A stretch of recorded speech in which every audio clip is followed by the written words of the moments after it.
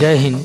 একটি দেশ কতটা স্ট্রং সেটা অনেকগুলি বিষয়ের উপর নির্ভর করে, যেমন defence sector, economic sector, geographical position, strategic location, demography, diaspora, align country, soft power ইত্যাদি।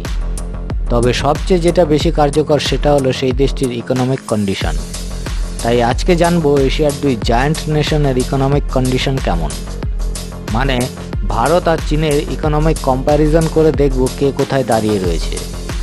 চলুন তবে আর দেরি না করে শুরু করা যাক আজকের প্রসঙ্গ।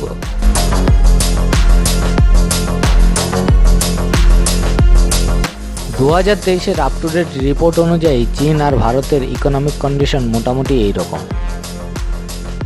চীনের নমিনাল জিডিপি 19 ট্রিলিয়ন মানে 19,000 বিলিয়ন ডলার। ওয়ার্ল্ড র্যাঙ্কিংয়ে চীন রয়েছে দ্বিতীয় স্থানে। সেখানে ভারতের নমিনাল জিডিপি 3.75 ট্রিলিয়ন মানে 3,750 বিলিয়ন ডলার।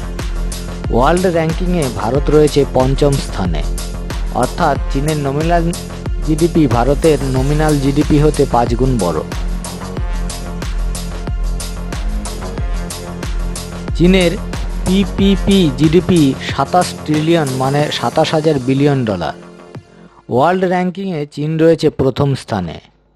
সেখানে ভারতের পিপিপি জিডিপি 13.11 ট্রিলিয়ন মানে 13,110 বিলিয়ন ডলার। ওয়ার্ল্ড র্যাঙ্কিংয়ে ভারত রয়েছে তৃতীয় স্থানে, অর্থাৎ চীনের পিপিপি জিডিপি ভারতের পিপিপি জিডিপি হতে 2 গুণ বড়।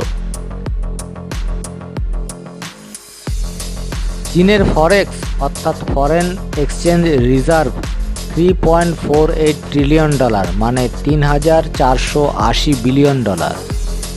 ওয়ার্ল্ড র্যাঙ্কিংয়ে চীন রয়েছে প্রথম স্থানে। সেখানে ভারতের ফরেক্স মাত্র 600 বিলিয়ন ডলার।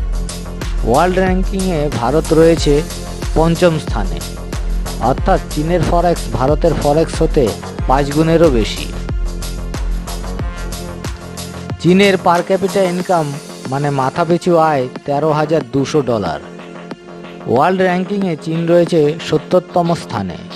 সেখানে ভারতের পার ক্যাপিটা ইনকাম 2,600 ডলার।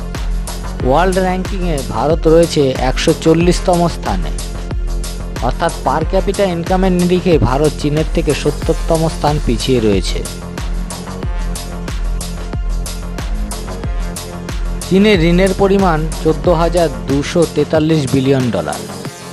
ভারতের ঋণের পরিমাণ 635 বিলিয়ন ডলার, অর্থাৎ ভারতের হতে চীনের ঋণের পরিমাণ 2 গুণের বেশি।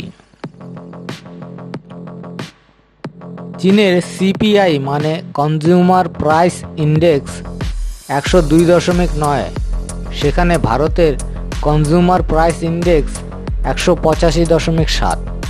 মানে বর্তমানে ব্যয় করার নিরিখে ভারত চীনের চেয়ে এগিয়ে রয়েছে। সেই কারণে ইন্টারন্যাশনাল কোম্পানিগুলির এখন ফার্স্ট ডেস্টিনেশন হচ্ছে ইন্ডিয়া। ভারতের শেয়ার মার্কেটে এখন যে প্রচুর পরিমাণে এফডিআই এবং এফপিআই আসছে তার অন্যতম কারণ হচ্ছে ইন্ডিয়ার এই ক্রমবর্ধমান সিপিআই বা কনজিউমার প্রাইস ইন্ডেক্স।